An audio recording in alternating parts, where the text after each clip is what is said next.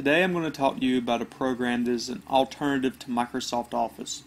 The name of the program is called Libre Office. It's an office suite just like Microsoft Office, and it can pretty much do everything that Microsoft Office can.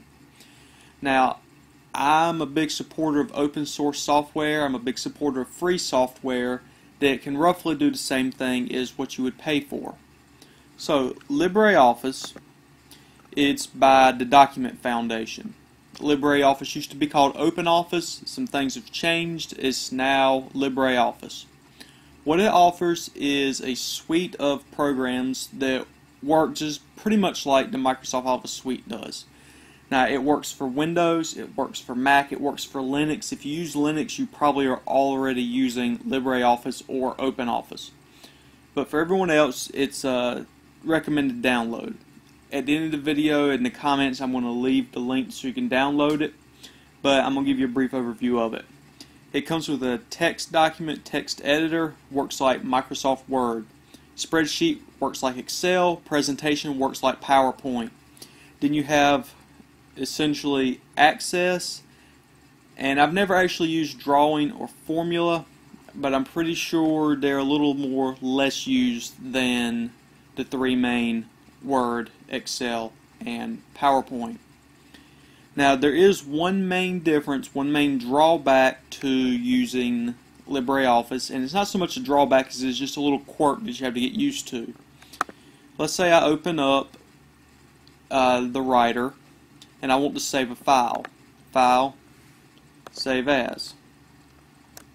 Now, as you can see, mine defaulted to Microsoft Word.doc. This is not the default in LibreOffice. LibreOffice defaults to .odt.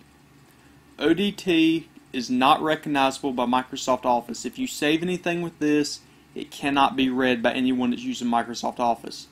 So you have two choices. The first choice is every time you save a document, you have to go in here and manually change it. That becomes cumbersome, and after a while you'll probably forget to do it, save something, send it to somebody, and they won't be able to open it.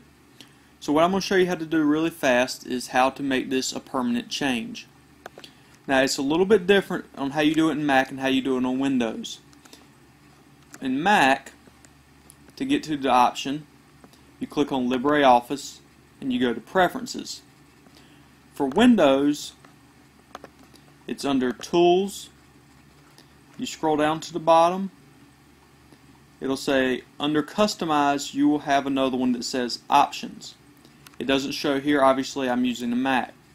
So either way you're going to get to the same screen.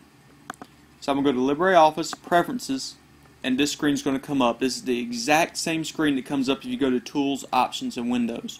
Now what you want to do is under Load Save, you want to click the drop down arrow, and then you want to click on General.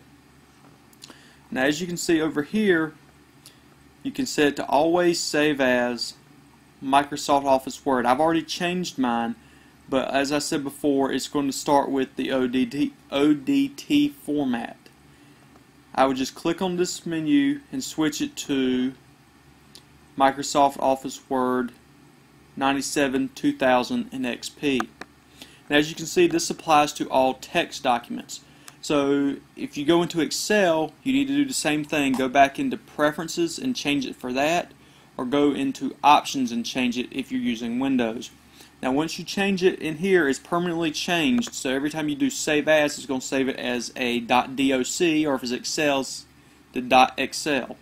And for PowerPoint, it's .ppt. It won't use the LibreOffice extension. I highly recommend you do this, especially if you make a lot of files and you're sharing them with people. If you're a student and you're trying to give them to your teachers, they will not be able to open ODT most of the time, so you're going to have to convert them. The easiest thing to do is just to straight up save them as a .doc. Now, like I said, LibreOffice is free, it's open source, and I do believe that it is a very close alternative to Microsoft Office. I would never pay for Microsoft Office. I would use this as the alternative because there's no real drawbacks to it. One other thing about it, if you are a heavy user of an Office suite, let's say you work in an office and most of what you do is you work in Word, Excel, that type of programs, LibreOffice is highly customizable. Under Tools, Customize, it has a wide range of things that can be changed. The menus can be changed, keyboard shortcuts, pretty much anything you can think of is customizable.